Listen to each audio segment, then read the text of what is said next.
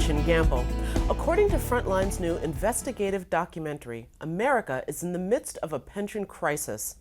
Their findings are startling and something everyone relying on a pension should know. Take a look.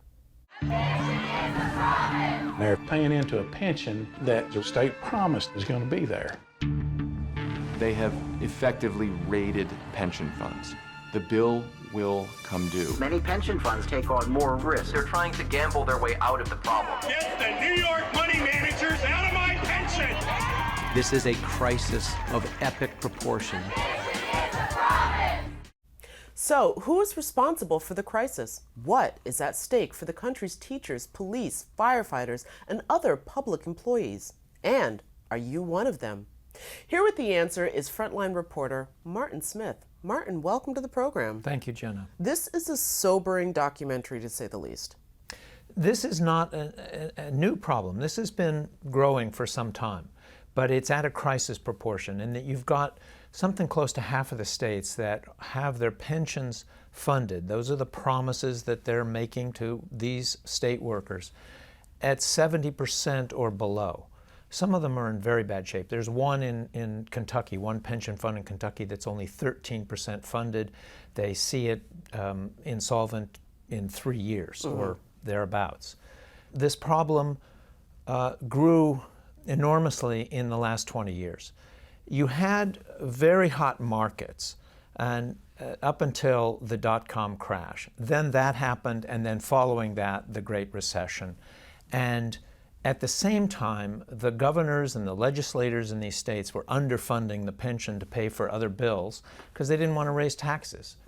And so you had this sort of double wallop. And then they decided to go to Wall Street to try to dig out from under. And so they... Hence the gamble. And so the gamble. So they made these... Well, it was a gamble to begin with, just not to fund the pension, hoping against hope that somehow they would come out with enough money to pay their workers. But now they're looking at a very serious situation, and they're canceling, they're trying to cancel all defined benefit pensions, where you get a defined benefit at the end of your work career and some health insurance for new hires. So new hires won't get those anymore. So I really want to focus this, though, on Kentucky, because that's where the film takes place, and that's where the pension crisis seems to be at its worst. Well, there's one pension fund within Kentucky that is 13% funded. There are other ones that are 50, 60% funded. But overall, down the road, whether it's 3 years from now or 30 years from now, these pension funds will not, unless there is a real influx of new money, be able to keep the promises that they've made to the workers. And that's the crisis.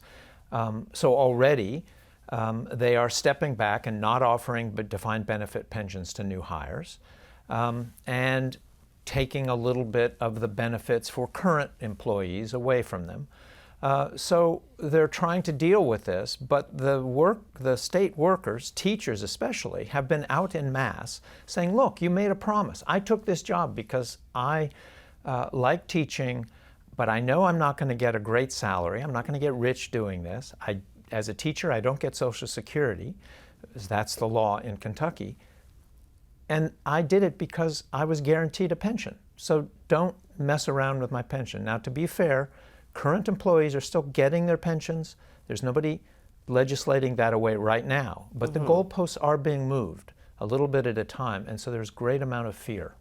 And of course, as I alluded to earlier, we've been seeing that across the country, definitely here in New York State. But how did this get to the problem? First of all, it's two successive crashes on Wall Street, the dot-com collapse and the recession of 2008 and 2009. That took billions out of the pension fund because they were invested, perhaps more than they should have been, in equities, and they took a large hit. But then, when the interest rates were cut by the Fed, they couldn't keep money in bonds and hope to ever get out of the hole they were in, so they started taking more risks on Wall Street. So there's some responsibility on Wall Street for the crashes that we saw. There's responsibility on Wall Street for selling inappropriate investments to some of these funds, but there's also the state legislators and governors who underfunded the pension to pay other bills, and there's the voters who put people in power who made these decisions.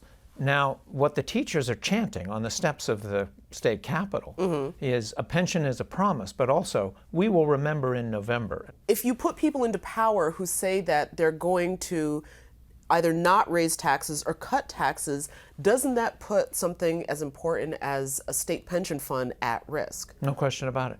No question about it. If you're not paying enough money into the system, or you can't afford to put money into the system because you've not raised taxes or haven't raised new revenue, or you've indeed cut taxes, then the problem with pension funds is that the promises are made, but they're way down the road. So it's very easy for somebody who's elected for 1 or 2 terms to dip into that money and short the pension and not suffer the immediate consequences.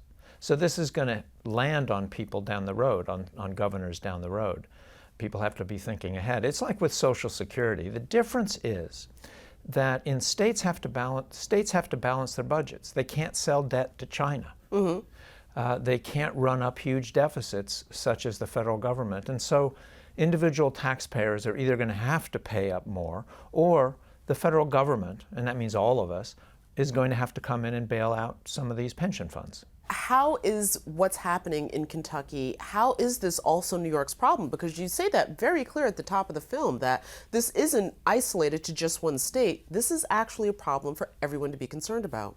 Because promises have been made to these workers, and that money either has to be paid, and if it is going to be paid, it's going to affect all of us because eventually the federal government will have to get involved in bailing out some of these state funds. It's a national problem. Kentucky is one of the worst funded, or has pension funds that are among the worst funded, but Illinois, Connecticut, New Jersey are also in extremely bad shape. New York has started to cut back on the promises it's making because, again, the states have to balance their budgets.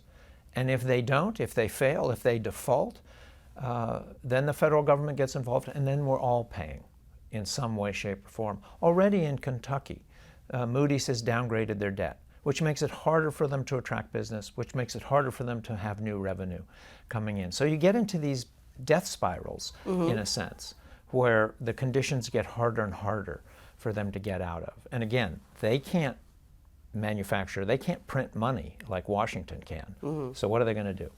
Well, so one of the other things that I thought was interesting in this piece was, because it focuses so heavily on the teachers, is that there were some lawmakers in Kentucky who were suggesting that if we aren't able to attract really good public school teachers, there's other alternatives for education.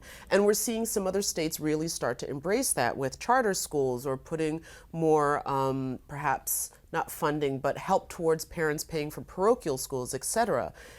Could this also be some sort of a long-term plan if states aren't able to attract good, solid public school teachers and somehow the public school system implodes? There is an argument being made in Kentucky that Bevin's long-term goal here is to drive more education into charter schools and to turn away from public education.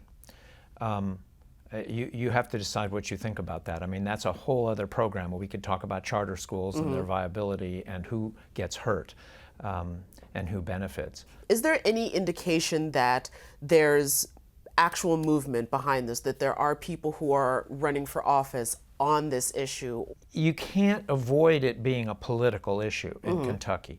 The Attorney General has blocked the latest legislation pushed by the governor, and it's gone to the Supreme Court of Kentucky, and they've heard arguments, and they say they're going to have an opinion sometime after the midterms. So we'll see how that plays out. But he's running, also the Attorney General, is running against Bevin, the current governor. So it's highly politicized. All right, well, we will definitely be looking to see how this turns out. However, the film, the documentary, The Pension Gamble, I think is a really great examination of what could be happening in other states if they don't get their acts together as well. Thank you very much. Thank you. The Pension Gamble premieres October 23rd at 10 p.m. on PBS.